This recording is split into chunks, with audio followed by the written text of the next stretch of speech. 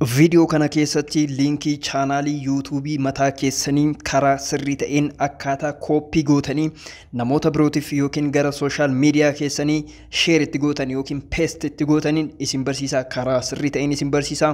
Keessattuu yuutuubaroonni haaraa waan kana beekuu qabdu. Chaanaalii erga banattanii booda akkamitti gara sooshaal miidiyaa keessaniitiin namootatti beeksifattanii namoonni gara yuutuubii keessanii isiniif dhufanii namoonni sabskiraayib isiniif godhuu barbaadan namoonni isin hordofuu barbaadan akka salphaatti akkaataa itti isin argatanii isin barsiisa jechuudha. Yuutuubaroota gurguddoos yoo taatan kana beekuun dirqama ta'a jechuudha. Kun karaa sirrii ta'edha. Hanga xumuraatti na hordofaa. Chaanaalii kanaaf yoo haaraa taatan subscribe godhaa, viidiyoo like gochuun hin irraanfatinaa. Egaa jalqaba irratti appilikeeshinii yuutuubii keessa seenaa. Sana booda yuutuubiin haala kanaan banaa kunoo iddoo tana iddoo waa keessatti sarchi goonu tana jechuudha. Ishee sanirra gadi ni tuqna. San booda maqaa chaanaalii keessanii sarchi godhadha. Isin maqaa chaanaalii keessanii sarchi godha. Kunoo piroofaayilii keessan maqaa keessan jechuudha. Piroofaayil neemii yuutuubii jechuudha. Isa san sarchi kan jettu tana tuqa.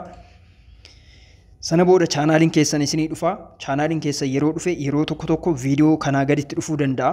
Viidiyoo kanaa gaditti dhufuu danda'a.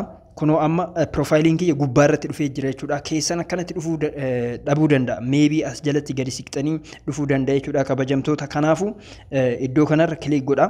Iddoo kanarra kilik godha. Sana booda haala kanaan chaanaalicha keessa erga seentanii booda iddoo tana tuqa. Iddoo sana erga tuqxanii booda perfect kun chaanaalii keessan jechuudha. Achi keessa jirtu jechuudha. Sheer kan jettu tana tuqa.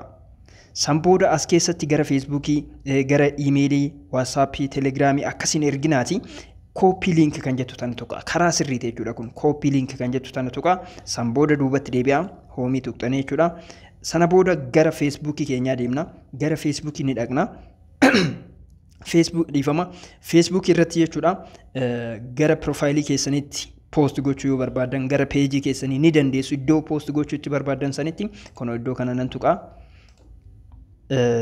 Okay, maatii naaf ta'an jedha. Fakkeenyaaf isin waan feetan barreessa.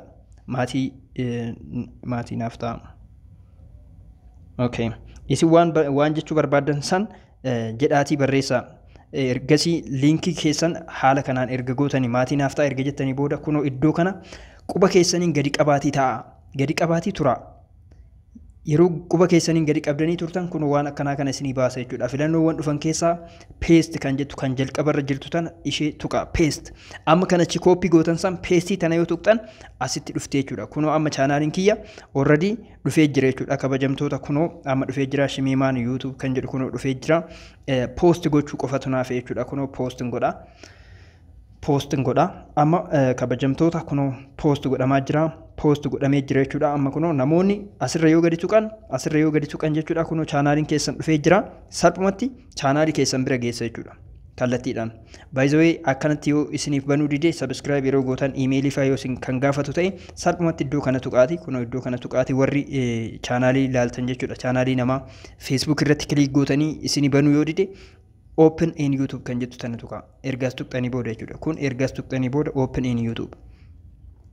Sana booda kallattiidha yuutuubii keessatti isinii bana jechuudha. Kabajamtoota kunoo haala kanaan itti fayyadamuu dandeessu. Waan hundumaafuu akkamitti liinkii kooppii akka gootanii fi akkamitti sheer akka gootan isin barsiiseetiin jira. Galatoomaa ulfaadhaa turtii keessaniif viidiyoo birootii walitti deebinaa. Bye bye.